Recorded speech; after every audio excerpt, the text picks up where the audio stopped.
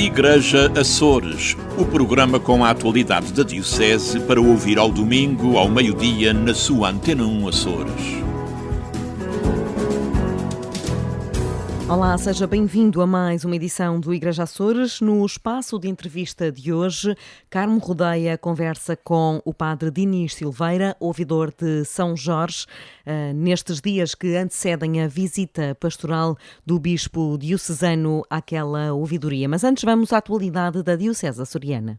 Os reitores dos santuários diocesanos estiveram reunidos na passada terça-feira em São Jorge, com o objetivo de analisar e discutir estratégias para implementar no Jubileu da Esperança nos diversos santuários. O nosso encontro este ano realizou-se na Ilha de São Jorge, tendo em conta o Santuário do Santo Cristo da Caldeira, no passado da Calheta de São Jorge, presidida pelo nosso bispo, com a presença dos reitores da nossa diocese. Os dois não puderam estar presentes por motivo de saúde. Foi um momento de encontro, de partilha daquilo que se realizou ao longo deste ano, um momento também de reflexão, e convidámos o padre Dinis Silveira para estar connosco, para nos apresentar uma pequena reflexão sobre as indulgências jubilares, uma vez que vamos entrar no ano de jubileu, e uma das dinâmicas do jubileu é de facto a indulgência.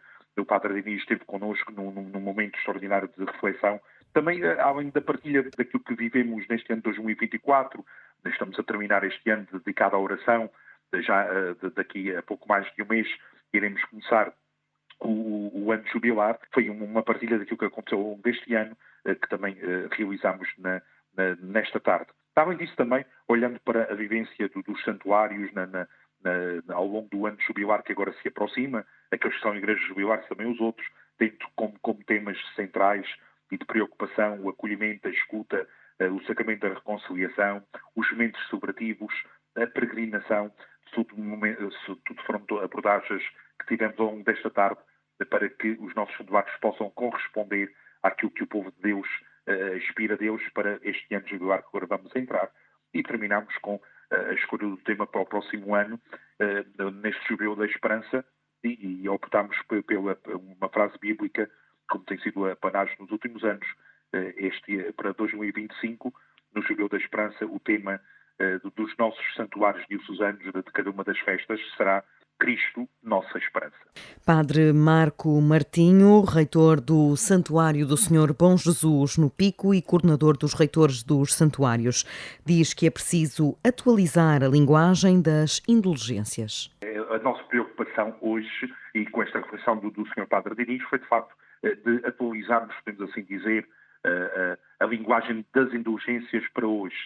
E chegamos, e as pessoas, e a nossa missão é de fazermos que as pessoas possam compreender que a indulgência faz parte de uma caminhada de conversão, uma caminhada de perdão. E é o perdão de Deus, é Deus a manifestar o seu amor no sacramento da reconciliação e na indulgência. E olharmos para a indulgência como uma caminhada que estamos a fazer na nossa vida terrena após o arrependimento, confiando na misericórdia de Deus, no sacramento da reconciliação e na indulgência como esta caminhada de perdão, de amor de Deus. E entender as indulgências como este perdão de Deus, quer seja para aqueles que aplicam a si próprios ou então pelas almas daqueles que já faleceram, como nos ensina a doutrina da Igreja. Na doutrina católica, indulgência é a remissão total ou parcial da pena temporal de vida para a justiça de Deus pelos pecados que foram perdoados. Sábado, 10h30 da manhã, em Ancra do Heroísmo. Porquê é que foi um estábulo e não um hotel chique, como queria a Maria? Claro, porque a história do Jesus é porque a história do Jesus contra o estábulo. Pois. Mas tem uma razão especial, porque é que é no estábulo. Porque Jesus já tinha combinado o lugar. Jesus já tinha combinado há muito tempo atrás. Mas ele não era rei. É, Ele devia estar num hotel chique. sim. Então, o que é que se passou aqui? Como é que o rei vai para um estábulo? Em vez de ir para uma cama toda fina. O rei ainda não se fala. Porque não está ali. Tinha que estar num hotel ali. O rei já ali a dormir. Mas Jesus é o rei. Jesus é o rei. Era. Apesar de ele estar ali, Jesus era rei. E ainda é rei. Há qualquer coisa aqui que a gente vai ter de perceber. A gente vai ter de perceber porque é, está bem? Vamos lá ver. Mas vamos continuar aqui a nossa história. As perguntas tiveram sempre resposta e eles só têm 6 e 7 anos. São alunos do 2º ano de Catequese de São Carlos, em Angra, e abriram as conversas com o Menino Jesus na Livraria das Obras Católicas, este sábado pela manhã. Edith Ormonde é também catequista nas Fontinhas, mas aqui estava na condição de contadora de histórias. Pois a doutora Dora contatou-me se eu queria fazer estas conversas com o Menino Jesus, que eram os fins de semana todos agora até ao Natal. Eu fiquei um bocadinho apreensiva, sem saber bem, porque isto era uma novidade, e ela disse que também era uma novidade, que tínhamos que fazer coisas para falar do Natal, falar do Menino Jesus e também para as pessoas aparecerem aqui na loja, verem as coisas que têm. Ouvimos aqui a história do Menino Jesus, não é? Eram crianças da 2ª classe, dava bem para fazer com eles, apesar de dar para fazer com outras. Eu preparei várias atividades para fazer. Como esta classe era os mais pequeninos, então construímos o presépio, fomos construindo, conhecendo as figuras do presépio. Eles foram participantes, também tive esta sorte, porque às vezes eles não querem participar, mas estes participaram.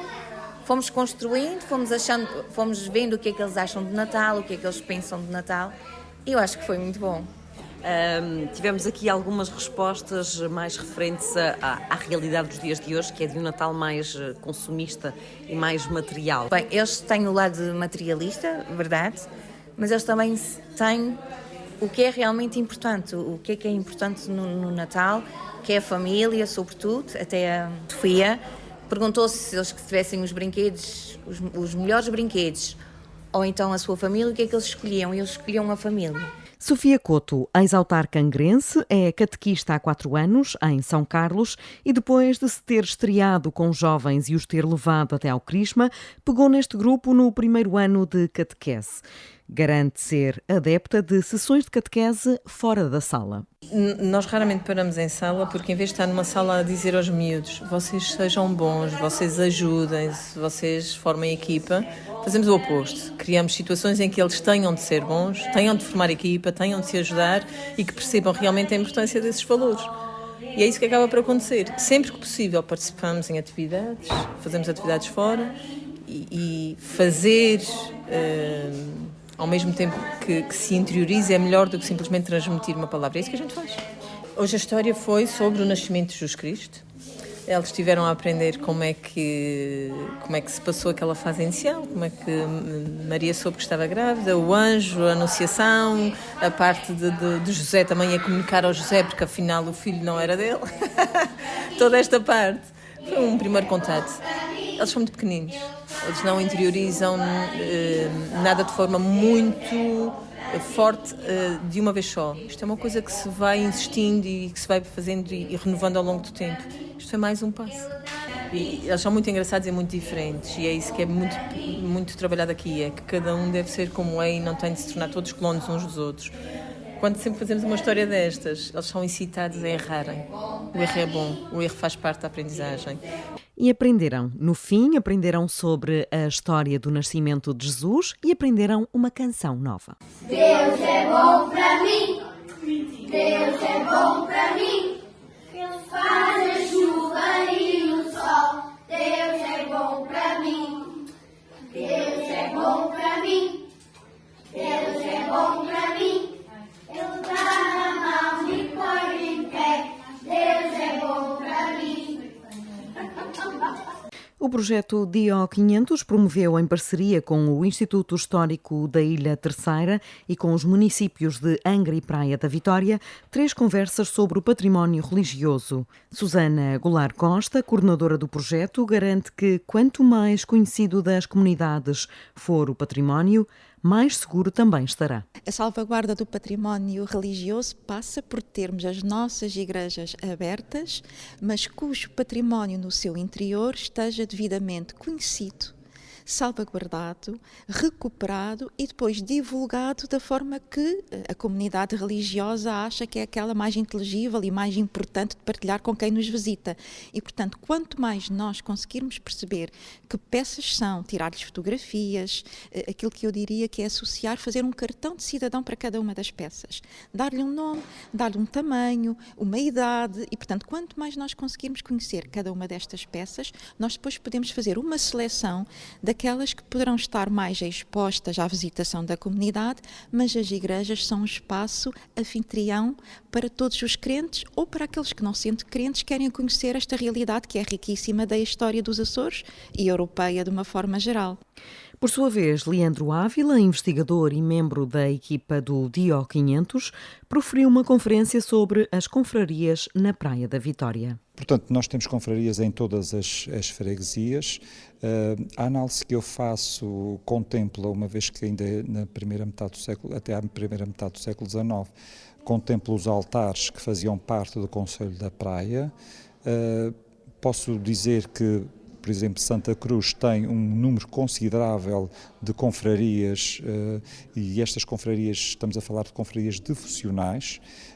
Depois temos algumas freguesias com algum número também considerável, embora menos que Santa Cruz, no caso dos altares e da Agualva. Portanto, são confrarias com invocações marianas de alguns santos e é transversal a todas as freguesias a existência da confraria do Santíssimo. Aliás, nesse aspecto, e segundo a literatura, as confrarias do Santíssimo seriam aquelas que estariam mais disseminadas pelas paróquias.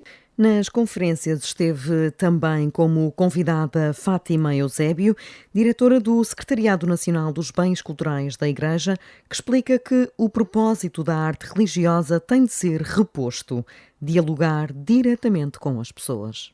Eu vou abordar a forma como comunicamos os bens culturais da Igreja, ou seja, nós falamos constantemente da necessidade de preservar o património da Igreja, nas várias vertentes que essa salvaguarda enquadra, mas por outro lado nós temos que também trabalhar uma outra vertente de salvaguarda, que é salvaguardar e dar a conhecer aquilo que estes bens culturais significam, porque todo o património da Igreja tem por base um sentido muito concreto e que é falar de Deus aos fiéis. A verdade é essa, não é? Quando nós o estamos a observar e estamos a valorizar apenas na questão estética, na questão histórica, artística, estamos apenas a dar a conhecer uma parte desse património, porque a verdadeira compreensão dele é importante conhecermos essas componentes, mas a verdadeira compreensão passa por perceber o que é que este património significa. E por isso que é algo que desapareceu, porque curiosamente nós pensamos no património da Igreja e frequentemente diz-se o património foi feito na altura para que as pessoas que eram iletradas e não sabiam ler nem escrever, tanto mais ainda agravado porque não percebiam muitas vezes partes da missa que eram em latim, e por isso o património era uma forma de comunicar aos fiéis aquilo que era a proposta de Deus para a humanidade, dar a conhecer os santos, que eram os seus intermediários, as suas devoções, etc. Acontece que hoje estamos numa situação ao contrário, temos o património, mas deixou-se de conseguir perceber que conteúdo é que esse património tem para comunicar, e é isso que temos que voltar a resgatar, é voltar a comunicar aquilo que é o significado do património à luz da identidade da Igreja. Fátima Eusébio diz que nos Açores as instituições preocupam-se com a preservação do património. Fico surpreendida com a conservação das igrejas aqui dos Açores e isso também se deve a um governo regional e uma direção regional de cultura que tem sido atuante e que tem dado um contributo muito significativo, e os municípios dos Açores, eu já percebi que há aqui um interesse coletivo em manter este património preservado. Isso é muito importante. Vejo, por exemplo, entrei na Sé, ontem entrei aqui na Sé de Angra, e é muito gratificante ver uma Sé tão bem preservada como está a Sé de Angra, quer a nível de exterior, quer a nível de interior. As igrejas estão todas muito bem tratadas de uma maneira geral, as que eu consegui entrar porque estavam abertas, porque infelizmente há muitas que se encontram fechadas, e isso é gratificante, e penso que se deve também aqui esta interação entre o poder, o Estado, não é? E aquilo que é a ação da Igreja. O património religioso e os seus agentes, este conjunto de 3 conferências na Ilha Terceira entre 23 e 29 de novembro. A Conferência Vicentina de São Salvador da Sé celebra 120 anos esta segunda-feira, dia 2 de dezembro. É a mais antiga dos Açores. José Silveira é o presidente da conferência desde 1998 e um dos 7 membros desta conferência. A Conferência da Sé, neste momento, tem 10 assistidos. 5 são famílias que vivem com os filhos, e as outras 5 são famílias monoparentais. A concessão de um donativo quinzenal, a visita quinzenal aos que precisam mais e aos que não precisam tanto. Ajudar aqueles que mais precisam. Ou então, por outras palavras, amar, como está escrito, amar, servir e evangelizar. Este é o lema. Nessas visitas ou nos contatos telefónicos, quando é possível, nós dialogamos e, sobretudo, procuramos escutar os problemas que eles têm. Por exemplo, quando se dá os donativos, claro que eles recebem os donativos e gostam de falar e ser ouvidos. Nós estamos apenas com 7 membros, já tivemos mais. 3 deles têm mais de 80 anos, 2 têm 70 e um tem 64 ou 65 anos. 120 anos assinalados esta segunda-feira, mas cujas celebrações se anteciparam um dia. Vamos participar numa celebração eucarística às 11 horas no próximo domingo, que é um dia antes da fundação. Convidamos os representantes das conferências aqui da Terceira e os nossos assistidos. E depois da celebração haverá um pequeno beberete na Sacristia Grande. Amar, servir e evangelizar há 120 anos, é este o lema vicentino que José Silveira e a mulher levam à letra não só na conferência, mas também no voluntariado que fazem no Hospital de Santo Espírito e como ministros extraordinários da comunhão na paróquia da Sé. A celebração deste domingo é presidida pelo Bispo de Angra. Entre Vistas, com o Padre Teodoro Medeiros.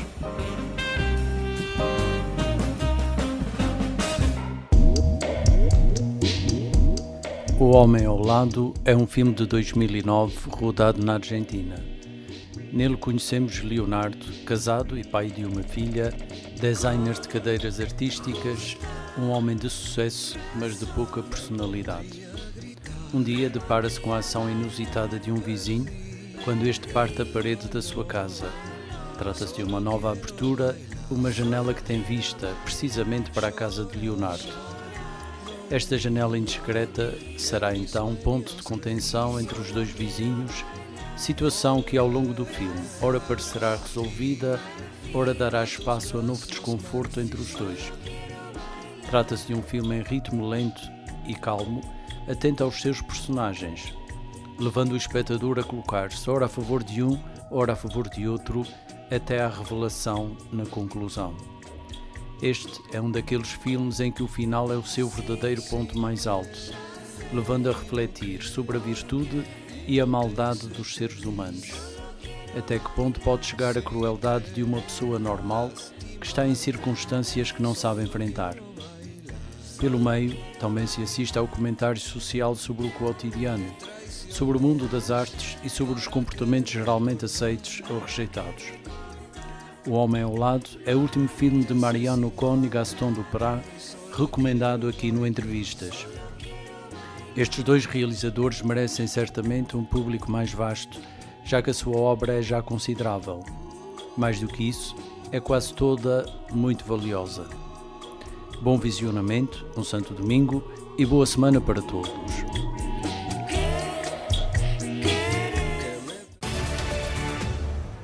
E o nosso convidado deste domingo é o padre Dinis Silveira, ouvidor da Ilha de São Jorge, onde o Bispo de Angra inicia uma visita pastoral no próximo dia 7. Obrigada, padre Dinis. Que expectativas é que estão a ser desenvolvidas aí em São Jorge para esta visita pastoral?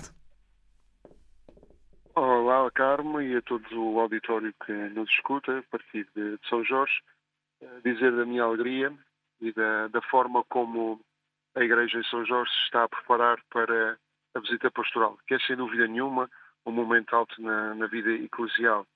Receber o pastor, de tal maneira que ele possa tomar conhecimento daquilo que é ou que são as alegrias, as tristezas, as esperanças da Igreja que vive em São Jorge. De facto, temos vindo há algum tempo a preparar-nos, esta parte a preparar-nos para a visita pastoral, numa dimensão, primeiro, de ilha, de programação, de fazer aquilo que é necessário, responder a inquéritos. Portanto, isto envolve naturalmente os parques, os conselhos pastorais, que felizmente e em boa hora já estão quase todos formados e a trabalhar. E depois numa preparação mais próxima, digamos, com duas formações que se fizeram para os Conselhos de Assuntos Económicos e também para os Conselhos Pastorais, que, de facto, vieram tratar o tema desta participação que se quer de todos, tanto naquilo que é a gestão do temporal, mas também daquilo que é a gestão da vida pastoral da Igreja que vive em São Jorge. Portanto,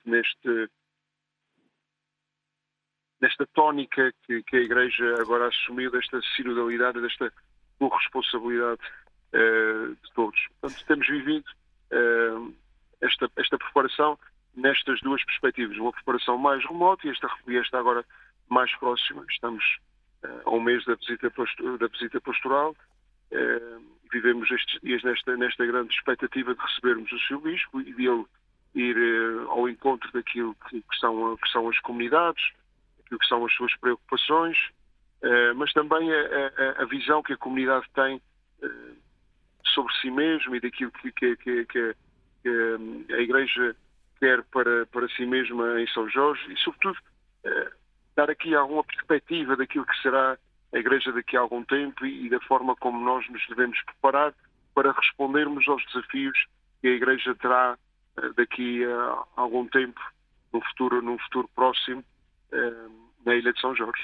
Esta visita acontece num contexto da Igreja, um contexto universal em que falamos muito de sinodalidade. São Jorge tem dado passos efetivos na construção desta sinodalidade, digamos assim, quer nos conselhos pastorais, quer na própria dinâmica da pastoral, com a coordenação dos serviços em comunhão entre o sacerdote e os leigos. A pergunta que eu lhe faço é, numa terra tão desertificada, mas tão dispersa do ponto de vista geográfico, como é que esta Igreja pode efetivamente expressar-se e viver? Bom, em primeiro lugar, uma premissa. Eu não vou tanto na questão de modas, às vezes parece que agora é de moda falar em sinodalidade. E às vezes corre-se o risco de querer, de alguma forma, definir o ser da Igreja por uma forma de agir. A sinodalidade é um aspecto, é uma forma de agir da Igreja. A Igreja, antes de tudo e mais nada, e como definiu o Concílio, é a comunhão, portanto, e essa dimensão da comunhão depois expressa-se na sinodalidade. Posto esta premissa, dizer que, efetivamente, as 13 paróquias que nós temos na ilha, ao longo de praticamente 60 quilómetros, 8.465 pessoas, comunidades pequenas, dispersas, umas mais isoladas do que outras, mas o facto é que em todas elas nós vemos que efetivamente há vontade. Mesmo naquelas mais pequeninas, mesmo naqueles as quase paróquias, chamados corados, com 20, 30, 40 pessoas, as pessoas vivem ali a sua condição de cristãos e de membros ativos da Igreja. E este tem sido o grande papel da pastoral em São Jorge, é dinamizar as pessoas, chamá-las à responsabilidade e dizer-lhes que elas não são meros espectadores, não são cooperadores, mas efetivamente são atores principais deste modo de ser e de viver a Igreja. E, de facto, há que superar uma visão clericalista da Igreja, tanto da parte dos clérigos, mas também da parte dos leigos, de tal maneira que as pessoas percebam que a Igreja, antes de tudo e mais nada, é uma comunhão de batizados, é povo de Deus, cada um com a sua função, naturalmente, mas todos absolutamente responsáveis por aquilo que a Igreja é, por aquilo que a Igreja tem de fazer, que é o anúncio de Cristo vivo para este mundo.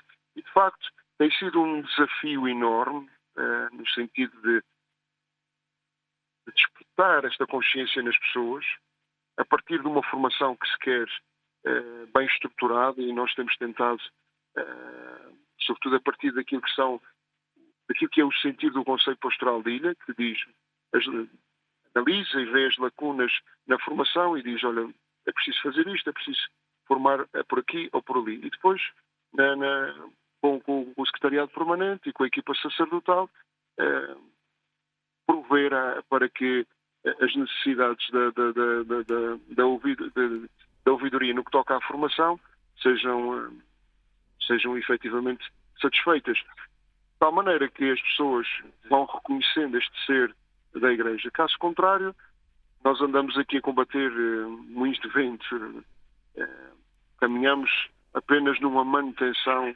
estéril. Essa era a pergunta que eu lhe ia fazer. Que não leva a nada. Essa era a pergunta que eu lhe ia fazer. Muitas vezes nós corremos o risco de tentar remendar, ou seja, parecemos que estamos como aquela pessoa que se está a afogar e que tenta a todo o custo manter a cabeça de fora. Há momentos em que é preciso, de facto, o reconstruir, e o reconstruir não é só refazer, é fazer de novo.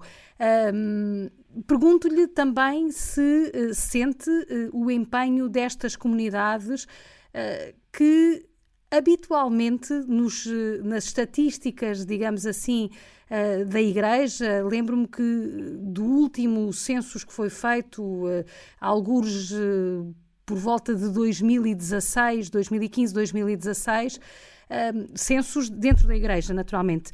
Se dizia que a Ilha de São Jorge não era propriamente uma ilha muito virada para a prática religiosa. Tinha uma grande religiosidade popular, mas não era muito virada para a prática religiosa, sobretudo dominical. Pergunto-lhe se sente que alguma coisa tem mudado. Em primeiro lugar, várias coisas que é preciso responder nesta sua pergunta. A primeira é que as pessoas não deixaram de ser religiosas. Estou convencidíssimo disto. Aliás, continuam a ser muito religiosos. E isto não é só em São Jorge, portanto é transversal. Deixaram foi de ser cristãs e de serem católicas, mas isso é outra coisa. Mas as pessoas em si, o ser humano continua com aquele desejo da transcendência e de encontrar na transcendência as razões que necessita para as grandes perguntas da vida. Portanto, esta é uma premissa que acho que é necessário realçar. Claro, em São Jorge também encontramos esta realidade. Depois, por relação à Igreja, às vezes parece que nós andamos aqui a manter por manter, porque a tradição tem de se fazer e por aí adiante. Corremos depois o risco de sermos insignificantes, de não termos um discurso coerente com aquilo que são os tempos, não termos a resposta necessária que esta mole imensa de gente que continua a acreditar, a ser religiosa, não tem nem consegue ter na Igreja. Portanto, se nós formos avaliar bem a sociedade e também a São Jorge, as pessoas continuam a querer espiritualidade, continuam a querer ter momentos de interioridade, de meditação, de introspecção, etc, etc. Portanto, e se a Igreja não está à altura, e se os cristãos conscientes não têm a formação necessária, a capacidade necessária para que a Igreja não se arraste, não se resuma apenas a manter tradições e a fazer porque se faz, mas a fazer a experiência com profundidade dos Cristo, anunciá-lo com a mesma frescura e, sobretudo, com aquela força que Cristo tem, corremos o risco de sermos insignificantes. Tão simples quanto isso. Pronto, e em São Jorge não é diferente. Há a possibilidade de muita coisa, porque efetivamente são comunidades pequenas, onde nos conhecemos, em que podemos ir perfeitamente atrás da ovelha perdida, porque se conhece o nome, se sabe onde é que está, sabe-se até por onde se perdeu, inclusive, é possível isso. Mas, se continuarmos a fazer como estamos, para manter as coisas tal qual estão, corremos o risco, repito, de sermos insignificantes. Por isso, o grande desafio das comunidades hoje, e espero também um dos frutos da visita pastoral, é que a ouvidoria se pense, curto ou longo prazo, de tal maneira que não seja para pensar a forma de manter a Igreja daqui a 10 ou 15 ou 20 anos, mas tenha a capacidade de antever que a Igreja seremos daqui a 10 anos e que respostas cabais, atuais, é que podemos dar a este grande desafio. Estamos disponíveis, Padre Dinis, para fazer essa reflexão em São Jorge, nesta visita pastoral? Sim, claro que sim. Aliás, temos vindo a trabalhar nos órgãos de comunhão, nomeadamente os conselhos pastorais, conselhos de frutos económicos, conselho pastoral de ouvidoria, e temos meditado nisso, temos visto quais são os problemas, de alguma forma temos feito um diagnóstico, o que somos e aquilo que provavelmente seremos daqui a 10 ou 15, 20 anos. E que respostas é que temos que dar? Portanto, se quisermos, seremos capazes de muitos. Portanto, por exemplo, uma coisa tão simples como aquela que surgiu da reunião dos Conselhos de Assuntos Económicos, dos Conselhos Pastorais, a reunião de formação. Vimos que, efetivamente, a questão demográfica, a dispersão geográfica são um problema, que é preciso remodelar a forma de ver a Igreja na sua geografia, criar unidades pastorais, onde ninguém perde a sua identidade, mas nasce ali uma identidade nova a partir das identidades que existem, a forma de exercer o ministério sacerdotal dentro dessas unidades, a responsabilidade, a corresponsabilidade dos irmãos leigos, etc. E, por exemplo, também a questão dos imigrantes. Aqui, com a falta de mão de obra, com a falta de pessoas que São Jorge tem, e com os imigrantes que estão a chegar à ilha. Por exemplo, uma das coisas que saiu da última reunião do Conselho Pastoral é que a Igreja tem de ser capaz de dar também uma resposta aos nossos imigrantes, acompanhá-los na chegada, orientá-los naquilo que depois será a sua estada pela ilha. Pronto. Se assim for, há esperança, claro que há esperança. Uhum. Padre Dinis, o senhor já está na ilha há 8 anos. Que diferenças é que nota desde o primeiro dia em que chegou à ilha e o que vê hoje e vive hoje? Teve responsabilidades diferentes ao longo destes 8 anos. Agora, digamos que tem a responsabilidade também de alavancar um pouco e estimular as pessoas também neste caminho. É uma ilha diferente em todos os níveis, não é? Passaram 8 anos e, portanto, isto traz diferenças, mas qual era a principal diferença, assim, que elencaria hoje, que possa constituir um obstáculo e uma vantagem para este caminho conjunto? Bom, um obstáculo é, sem dúvida nenhuma, a dispersão geográfica e o número diminuto de pessoas nas comunidades, particularmente naquelas mais isoladas. Então é um obstáculo, mas, no entanto, não é algo que nos deve deixar sem grandes horizontes. Uma coisa boa que surgiu efetivamente, deste cenário foi a consciência das pessoas e o trabalho de conjunto que já está a ser feito. Por exemplo, as formações, já não há formações de paróquia ou de zona, há uma formação de ouvidoria, pronto.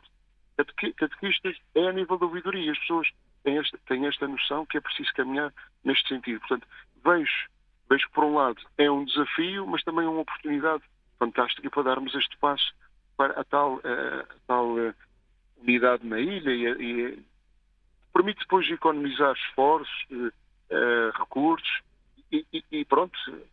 Uma coisa tão simples, por exemplo, fazer catequese com um grupinho de 1 ou 2 ou 3 crianças é diferente de fazer catequese com um grupo de 10. Quando somos capazes de, por exemplo, unir os centros catequeses de uma única zona pastoral. Portanto, temos aí... Há tanto para fazer e, efetivamente, há coisas que são complicadas, mas também há outras que são motivos de esperança. Padre Diniz, uma última questão e que se prende essencialmente com isto. Nós vamos entrar no Jubileu da Esperança. A visita pastoral do Sr. Bispo terminará 15 dias antes do início do Jubileu da Esperança, da abertura de uma igreja jubilar também em São Jorge, no santuário do Senhor Santo Cristo, da Caldeira. Pergunto-lhe o que é que gostava de anunciar como primeiro resultado desta visita pastoral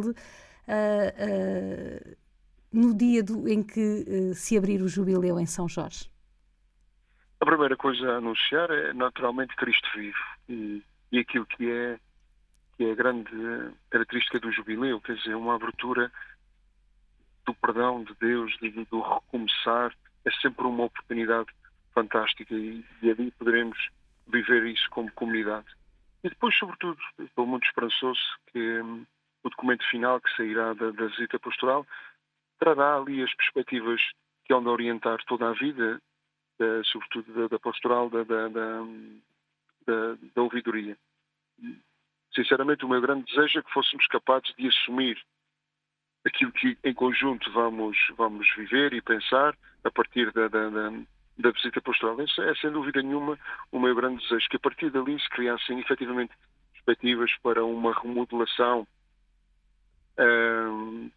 da dinâmica pastoral da ilha, a criação de unidades pastorais, a forma do exercício do ministério sacerdotal, no sentido de como articular dentro de uma zona celebrativa, a parte sacramental, o papel do clérigo ali, o papel dos leigos que não se substituem um ao outro, mas são complementares. Esse, sem dúvida nenhuma, era um grande presente do Jubileu e que havia de vir dessa visita pastoral. Muito obrigada, Padre Diniz. Obrigado pela oportunidade e de dar a conhecer a ouvidoria de São Jorge e esta forma como nos estamos a preparar para a visita do nosso pastor. Muito obrigada. E o Igreja Açores está de regresso no próximo domingo. Até lá. Igreja Açores, o programa com a atualidade da Diocese para ouvir ao domingo, ao meio-dia, na sua Antena 1 Açores.